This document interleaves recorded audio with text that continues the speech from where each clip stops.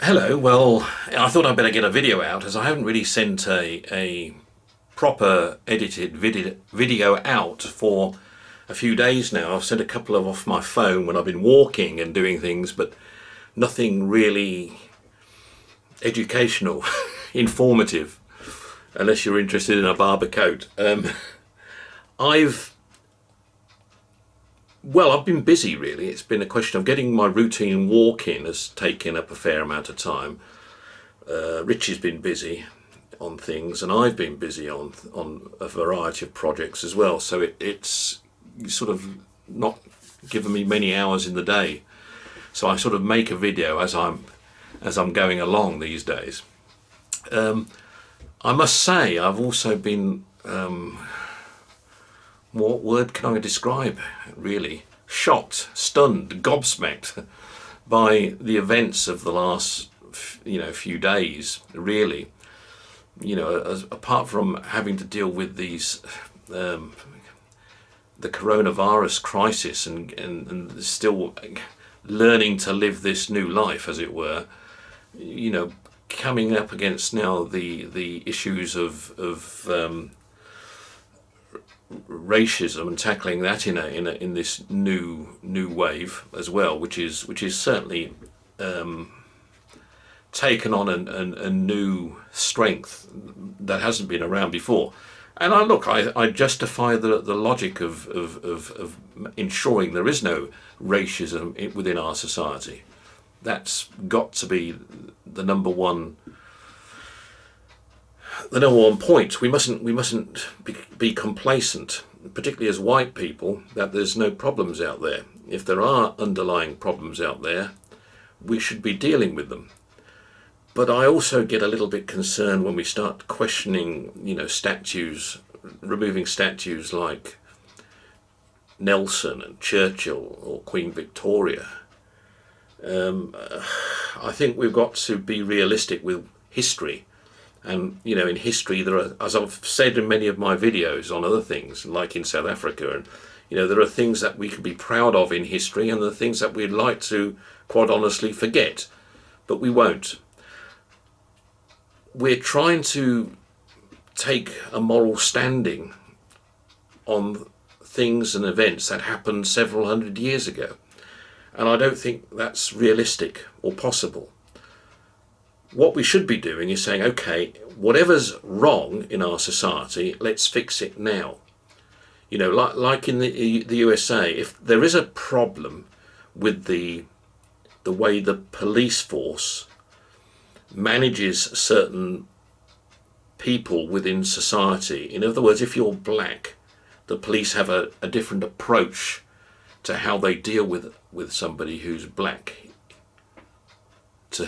compared with somebody who's white. That needs to be sorted out, obviously.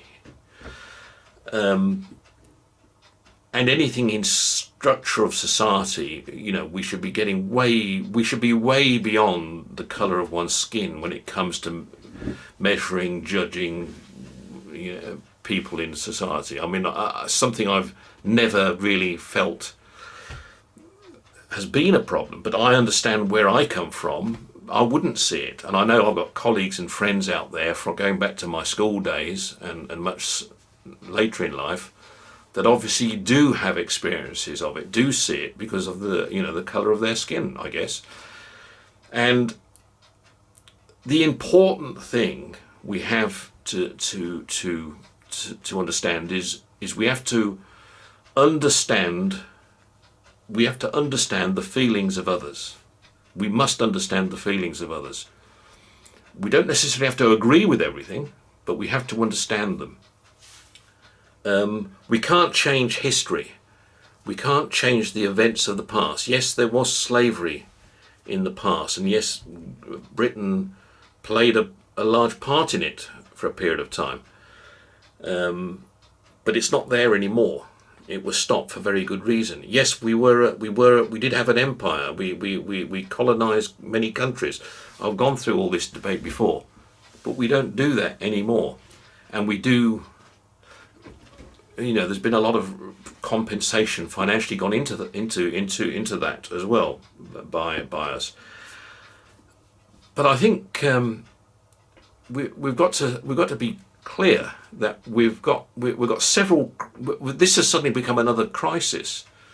We're dealing with a international pandemic where we're losing lives, and we're nowhere near over this yet. We're still not even. We're probably halfway through. We've got to go through winter, and it's going to more than likely, spike up again. And we've got all this other stuff going on, distracting us as well, which is also very important. Don't get me wrong, but it's sort of come in the middle of something. There's also in with this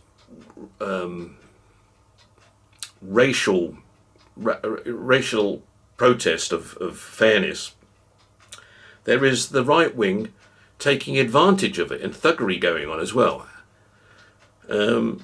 as it was going on as it goes on in South Africa. And I have to come back to South Africa because I can relate to it, having lived there for a long time. In our society, the police are different to the police in America. They work on a different. They are the community police. They're managed by our communities in many respects. They don't carry weapons, and they are very rarely in a situation where they do what they're doing in the United States.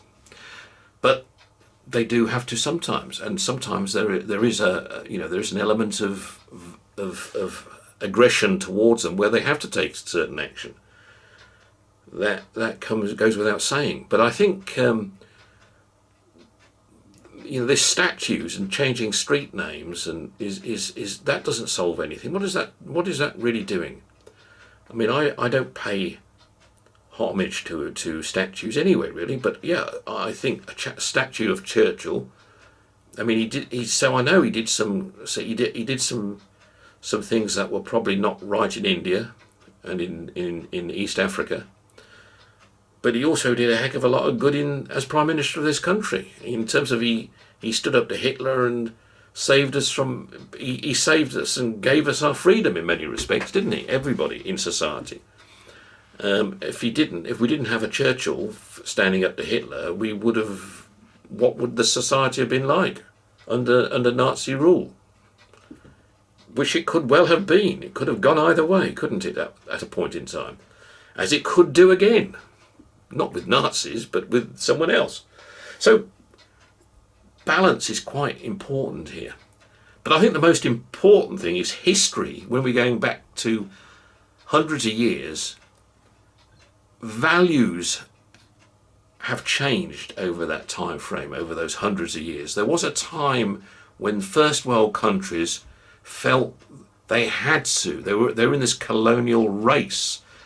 Certain things they had to do. They had to achieve for their own economies, and it was regarded then as the right thing to do. Now today it would be regarded as the wrong thing to do. But it's like taking it at the other end of the scale. Tribal warfare that was going on across Africa in hundreds and hundreds of years gone by. Before the white man landed in South Africa, there was tribes that, I know the Zulus went on many a rampage into the southern parts of Africa, as did many other tribes, for that matter. So their history is quite different now to what it was then. Everyone wants to start focusing down on it. Values have changed even in that type of society.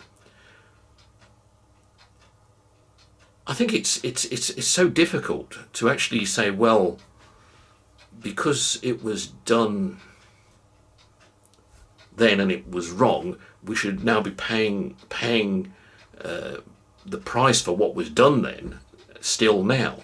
If we're not doing it now, I mean, if there is no slavery now, I can say, well, yeah, there's no slavery now. If someone is actually involved in slavery still here, of course they must be taken to task.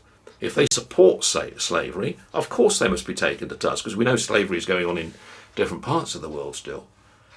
But I think we've got to, a statue of someone who was only made his wealth from slavery, despite what he may have given to charity, if it's not appropriate these days for a statue to be on display in a public place, then I say yes, it should be possibly removed by the law and put into a museum. It shouldn't be forgotten. We shouldn't be whitewashing history. There are things for and against it in every possible way, because there are things people did in balance that gave us the freedoms of our society today, for all of us. You know, we must remember we are not living in the 18th or 17th century anymore. We're living, those things are well behind us. Of course it is wrong for a policeman to kill an innocent, or not an innocent, but a person in the street. I mean, it's wrong. Of course it's wrong. It should never have happened. The fact it did happen, there needs to be an inquiry. There needs to be an investigation. There needs to be a process of bringing someone to account for it. But I think we've gone on this, and those sort of things need to be taken into account. What's key here is, because we are very much a multi-racial society these days in the UK, which is a good thing. There are many people out in our country that have a different view to me, that believe we should be tearing down every statue, that we should be rewriting the history books. Yeah, the history books. I mean, the argument is all our history is written by white, well-educated aristocrats who wrote history from Oxford and Cambridge over the centuries, and so it's history written in their eyes. What about history written in the people's eyes, or in other people's eyes, whatever? History is a dynamic that's ongoing all the time. When I started this conversation, it was the present, but it's now in history. You know, history is a dynamic process that's ongoing, but we can't change it. We can't rewrite it. It's happened, and then we've moved on. We may have said something wrong, but we've corrected ourselves and then said something right. It's all part of history. It's part of the process. So what was wrong had to be corrected, but the process has happened. In the case of slavery, we stopped slavery. The law came down on it, stopped it. It's not a process we support in this country as a government, as a country. And therefore, yes, if anybody out there thinks there is somebody conducting themselves in those methods of doing business, of course they must be taken to task. Of course things should. But I'm a bit concerned that we're trying to basically put people at risk who go out into the streets and are demoing in large congregations and making things difficult, and risking people's lives because of the virus. And number two, I'm not sure if it is the right approach. I think we need to. I think we've got the attention for those that are very much committed to seeing this process of change, there is a change coming anyway. We know that change is around us all the time. It's dynamic. We're not living in Victorian times anymore. Far from it. But we must be sensible in this process. You know, the law is the law, and we must feel comfortable. People want to come and live in the UK because they feel protected. They feel comfortable in this environment. They don't come here because of our wonderful weather, or they come here because they see us as a stable society, and they want to live here because it feels better than the country they've come from, wherever that may be. That's what I found with people who originate from other countries around the world. But of the view that I understand, and my colleagues and friends, please, I'm not trying to be offensive in any way, because I know I'm the wrong person to describe the scales of injustice when it came to being a black person living on the streets in America, as it were, without a job and without a chance in life. And I know all those. I know all those things are very real, and I know they're happening out there, as they are probably in some places happening here in the UK. So one's got to understand those. I mean, the understanding I want to understand and get to the bottom of is why is the coronavirus having more of an impact on the health and death rate of non-white people in the UK? Why is it so much higher for non-white people to die of coronavirus than white people? That why? We need to get to the bottom of that. I mean, is it a malnourishment thing? Is it a generic thing? What is the cause? I'm very, very aware, having lived for such a long time in Africa, I'm aware of the whole Africa scenario, not just in South Africa, but in other countries in Africa as well. But in the UK, I thought once we got through the 60s and 70s, from going into the 80s, 90s up to where we are today, our scenarios in society improved dramatically. Where we weren't, there are still poorer parts of the country, of course there are, because it's a society we're in. We still have a class society, and there's nothing I can say will change that at the moment, because we are. It's the structure of our society. I know Tony Blair wanted to try and make it a classless society, but he never made it a classless society at all. He certainly improved work scenarios for the working class in many respects. For the average man in the street, as it were. But I think we are very much still a class society, whether we like it or not. There is the upper crust, there is the middle class, and then there's the bottom end. Unfortunately, it's still there. It was there. That hasn't changed. But I wrap my brains as to how one can actually ever change that. The one thing we do have, although we have the classes, we have a freedom in our country where everyone's treated in the same way with the law. I don't think our class society means that people of the higher class have more privileges with the law. I don't think that's the case. I mean, I know it gets brought up on occasion, but I think there are many occasions when people like to think that they can buy the law into their own hands, but they don't. And if they do and get found out, they get dealt with even more harder. So I don't really buy that.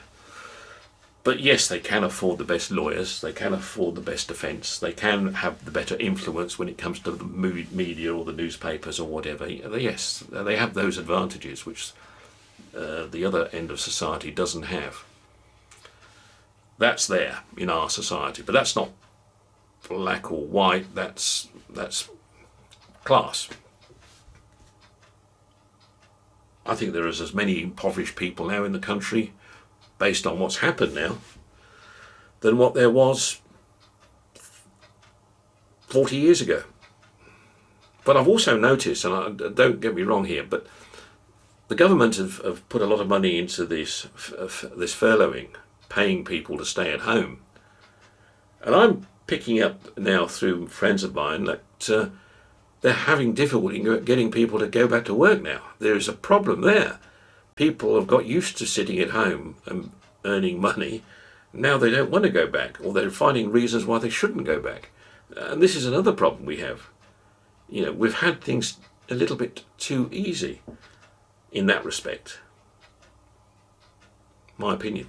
These are all my opinions. Anyway, I think I've spoken enough. It's all my opinion, guys. So, you know, and I haven't said anything hopefully to offend anybody, but if I have, I'm sorry. But that's where I am. I still think this is a great country. I think it has lots to offer. I think we're surrounded in a great, functional, multicultural society. I think sometimes we get a bit raw around the edges, hence what happened over this last week. But I just want us to remain focused and healthy. You know, we can all work together. The past, and I think it was Mike Curtis who took me up on it. He said, you can't forgive and forget. Well, I think we all have. I think it's something we've all got to learn to do. We have to learn to forgive and forget in society these days. You know, the history books are full of, and no matter who writes the history book, it's a question of who writes the history book. We can't. The events don't change. We can read them. We can read what happened differently, I suppose. But do they change? No. No. So, I mean, I think trying to rip down a statue of Nelson or rip down Queen Victoria, who reigned over our period as a dominating player in the world, what does that do? That was the values of life as they were in humans. That was how we valued life in those days. It was what society was all about. It's changed. And we have to move on, as I'm going to now. Go and have a cup of coffee. Talk to you soon. Bye-bye.